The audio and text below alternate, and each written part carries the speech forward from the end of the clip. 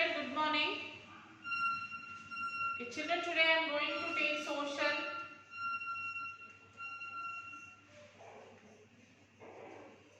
Class 9.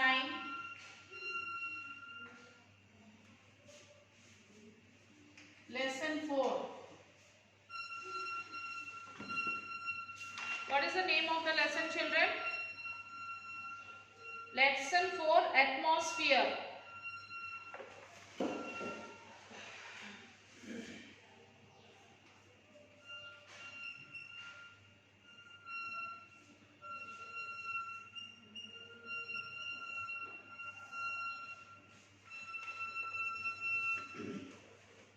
Textbook page number 36, children.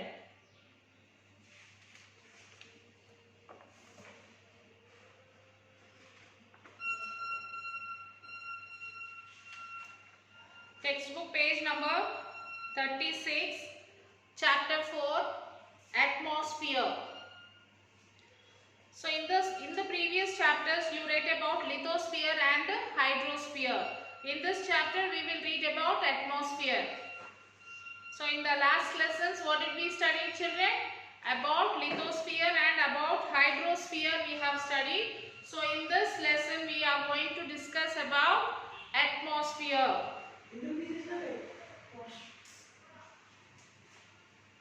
We breathe the oxygen present in the air. The air which is present in the oxygen that we breathe. Living beings can't live without it. Living beings cannot live without air. When we breathe out, we give out carbon dioxide. When we breathe out, we give out carbon dioxide. When we breathe in oxygen and we give out carbon dioxide. Apart from giving oxygen to us,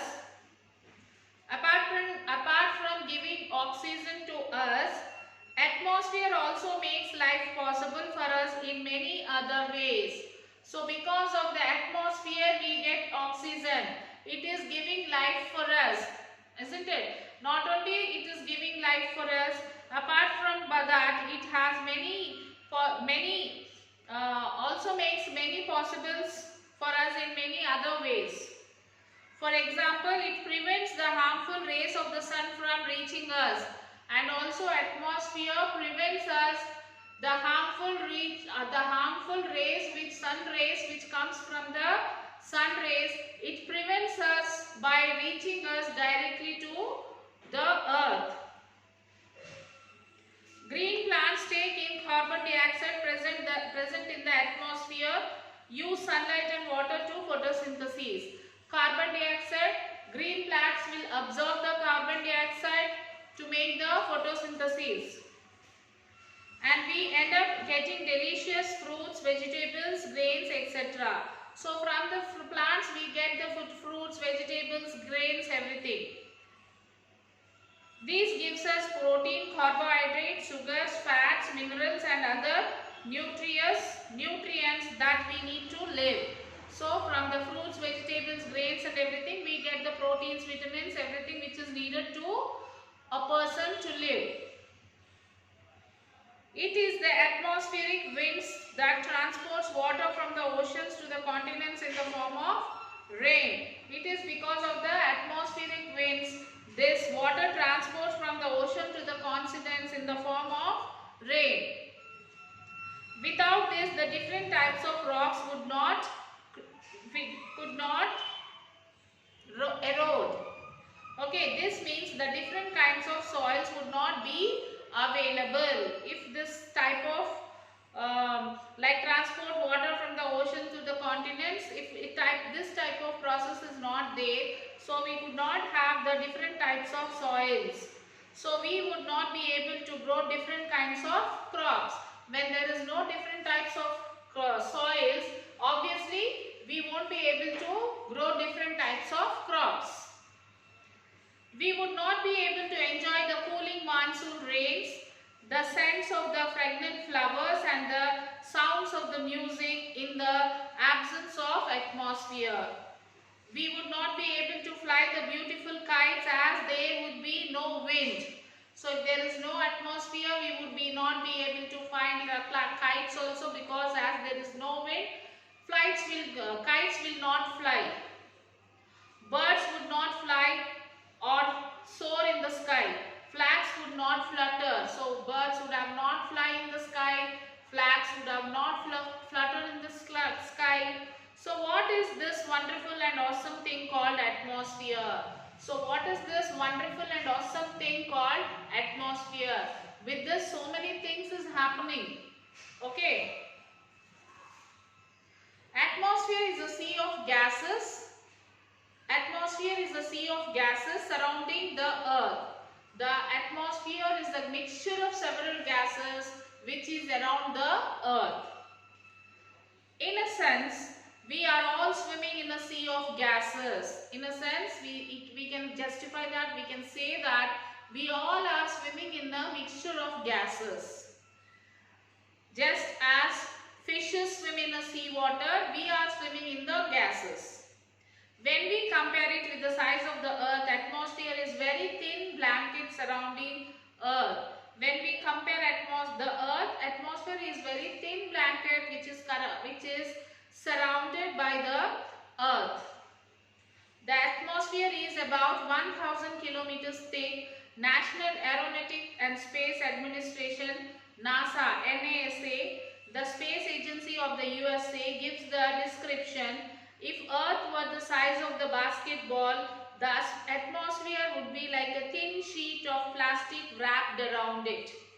So, if for example the Earth is like a size of a basketball, and the size of the atmosphere will be a thin layer sheet which is wrapped to the ball. Being composed of gases, the atmosphere exhibits all the properties of gases. It compresses and expands, and it has no shape. Gas can be stuffed more and more into a small space like you do it in your cycle tube. This is comparison of gas. There are many gases in the atmosphere. But oxygen about 21% in volume and nitrogen about 78% in volume dominate. Other gases are present in very small percentage. These include argon, neon, carbon dioxide about 0.03% by volume, methane, ammonia, ozone, etc. Water vapor accounts for about 0.4% volume in the atmosphere, but most of it is close to the surface within about 6 kilometers above Earth. Yes, water vapor is a gas. No, the clouds that you see in the sky are not water vapor, they are water droplets. Apart from these gases, the atmosphere also has fine dust particles. Apart from the gases, atmosphere also has a small fine particles in it. These are called particulates. So the small dust particles which is present in the atmosphere, they are called as particulates. Particulates may come from the natural process, for example sandstorms over deserts and natural forest fires, and from human activity, for example burning forest, burning petroleum and industrial emission. Through this process we get this particulates, that is the small particles of the dust. These particulates can change the atmospheric condition that may be beneficial for life on Earth. Have you ever seen a beautiful bright orange sunrise or sunset? Particulates in the atmosphere cause that bright color.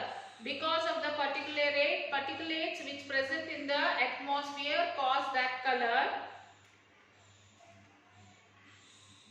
And the rainfall you love to play in.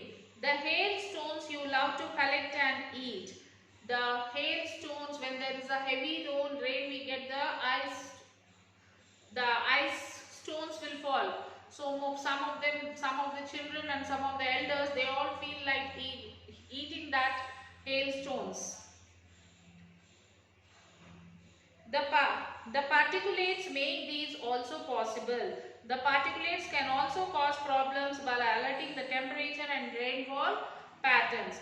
For example, they can make it difficult for people to breathe. They can settle on leaves and make it difficult for plants to breathe and photosynthesis. So, structure of the atmosphere. Just like the interior of the earth is arranged as layers, atmosphere too is arranged into various layers having different compositions. Like as our earth has the layers in it, the atmosphere also has the layers in it. Can you imagine the layers? It is not easy job to study the structure of the atmosphere, which is very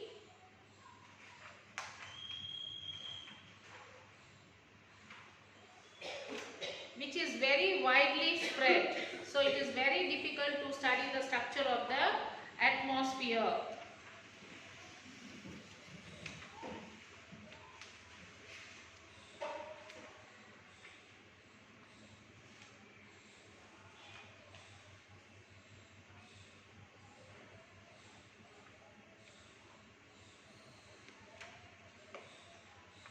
Okay, scientists research about it through air balloons, satellites, etc. On the basis of chemical composition, the atmosphere is divided into two broad layers. The atmosphere, with the help of the scientists, the researchers, the atmosphere has been the chemical composition, the atmosphere is divided into two layers. That is homosphere and heterosphere. The two layers of the atmosphere is called as homosphere and heterosphere. Homosphere. Homosphere extends up to the height of 90 kilometers. It consists of three layers: troposphere, stratosphere, mesosphere. It is characterized by the uniformly in composition of gases like nitrogen, oxygen, argon and carbon dioxide. So these are the gases which present in the homosphere. And heterosphere, the layer about 90 kilometers of the hemisphere is called heterosphere. It has a heterogeneous composition and hence the name heterosphere is heterosphere. It has two layers called thermosphere and exosphere. So in hemisphere there are three layers called troposphere, stratosphere and mesosphere. In heterosphere there are two layers called thermosphere and exosphere.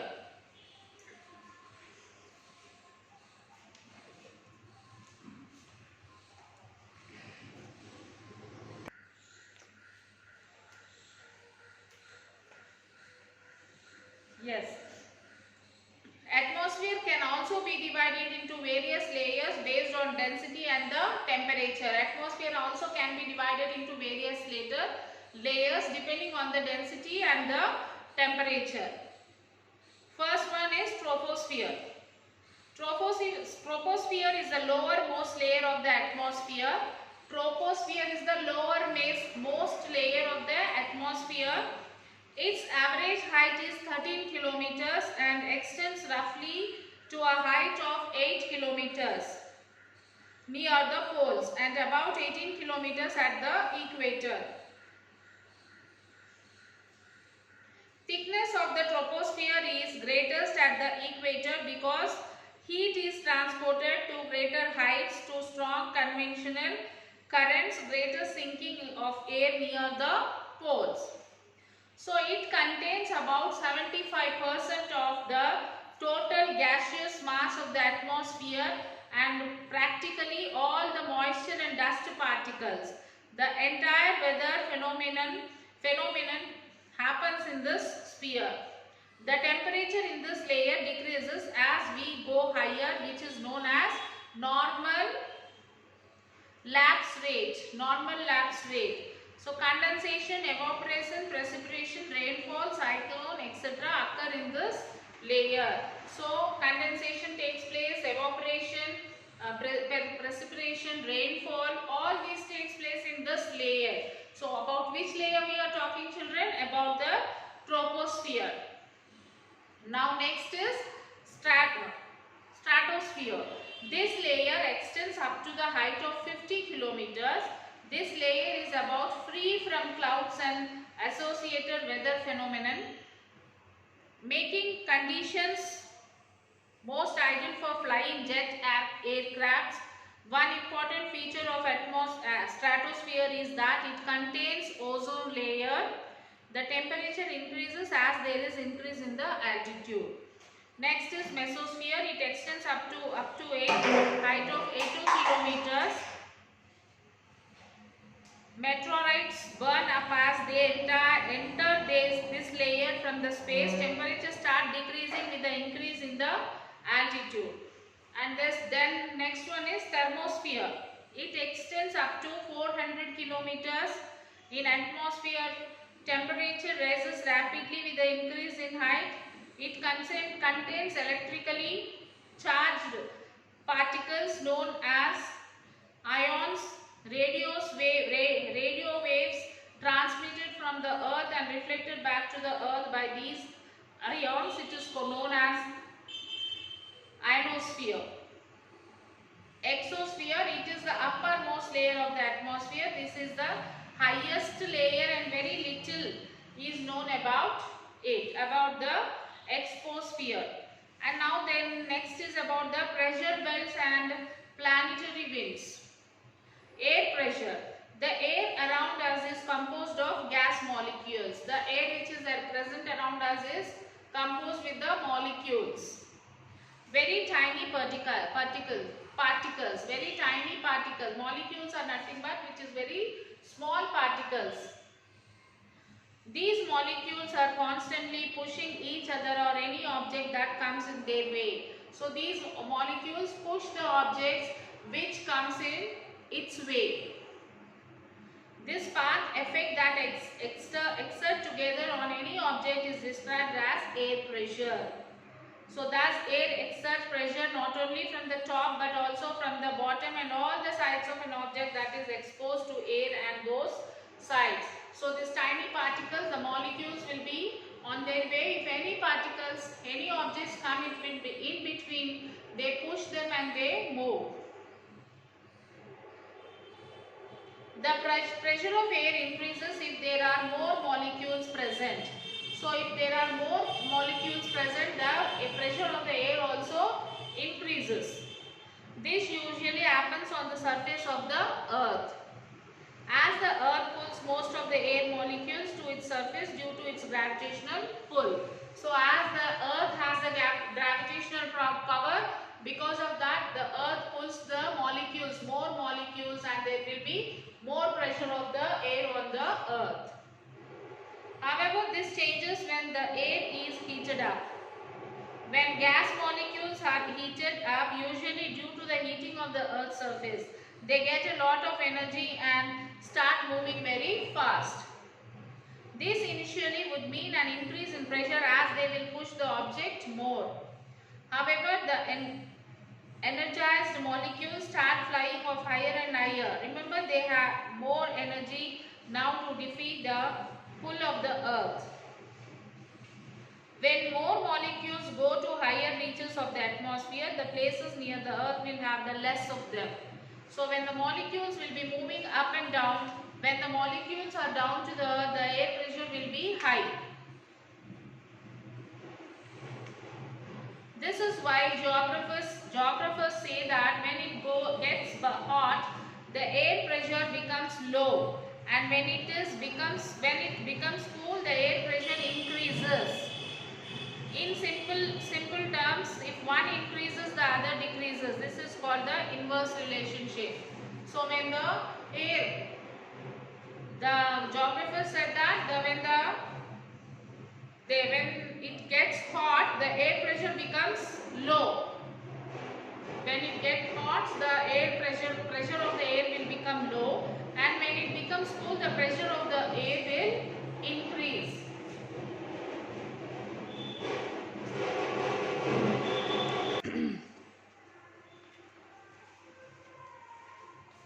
So it is in a inverse relationship. When there is hot, the pressure becomes low, and when there is cool, the pressure becomes high.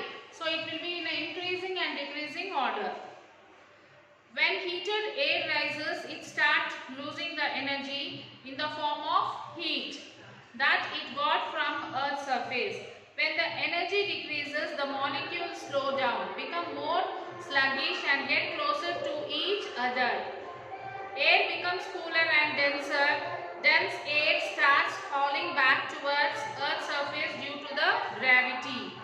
They don't have enough energy to fight against gravity anymore. Wherever this cool air descends, the air pressure increases. That is not at all when any part of the earth heats up and causes low pressure. It means that there is more vacant space and less molecules. Now air from other parts where the pressure in higher moves towards this vacant place.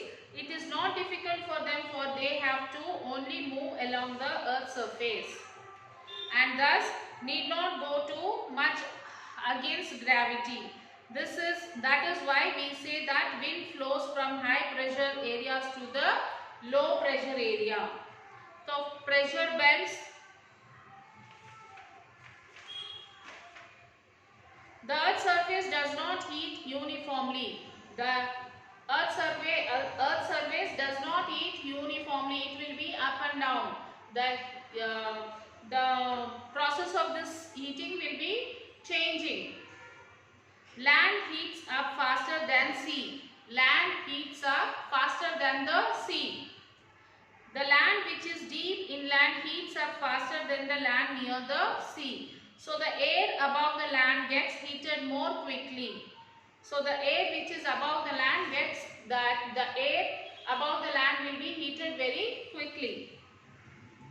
Water takes more time to heat. So the air above water gets heated more slowly. So on the land it will be get heated very fast, and the air above the land will be hot, and the water takes a lot of time to heat. So above the water the air will be little warm.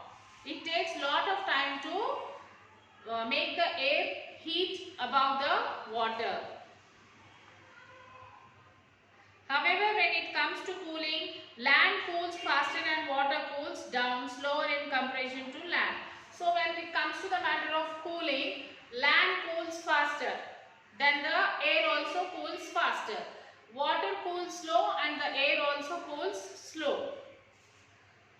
So the heating and cooling is happening at different rates in different places. So the heating and the cooling, the same heat pressure is coming, but in the water it is heating slow, on the land it is heating fast. There's even more. You have learnt about the relationship between latitudes and seasons. You learn that the tropical latitudes receive the most intense amount of solar radiation and are hotter the temperature, or polar latitudes that receives less intense solar radiations. Hence the tropics are hotter than the rates of the world. So with temperature variation there is a pressure variation around the world. Just as water moves from the higher place to lower place, and heat moves from warmer objects to the closer objects. Air moves from area of higher pressure to area of lower pressure. When air moves like that, we call it as wind. The air which moves from the higher pressure to the lower pressure, that type of air is called as a wind. If it moves at a slow pace and we feel comfortable in it, we call it breeze. If the wind comes in the short and fast burst, we call it gust. If it moves very fast and blows things around, we call it as a storm. Along the Andhra Pradesh coast, we experience cyclones which are very high speed winds. Winds are constantly moving all over the world. At the equator, the high temperature heats up the atmosphere and the hot air rises, creating lower pressure at the earth's surface around the equator. This low pressure belt, it is like a belt around the earth, is called equatorial low pressure belt or the intertropical convergence zone. shortened to ITCZ. As this air rises, it cools and starts descending, but it cannot come back from the same path that it took. When it went up, as it reaches the higher layers of the atmosphere, the air spreads away from the equatorial regions. Okay, having come down, as the air hits the Earth's surface, it splits into two parts. One part again reaches towards the equatorial lower pressure area. When they get heated again and raise. Thus the equatorial cycling of the wind continues. The other parts is pushed towards the next higher latitude where the pressure is lower. To understand the process better, let us call the winds. Remember, A is not an official name for these winds. We are using it for the convenience.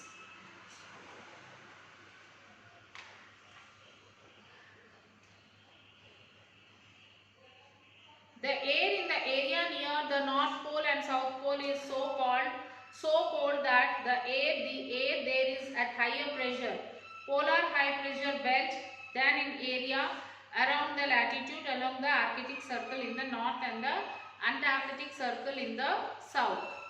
Subpolar low pressure belts. So the polar winds rush towards these lower pressure areas. They may meet that A winds. So you can see the pictures, children. To get a clear clarification, you can observe the picture.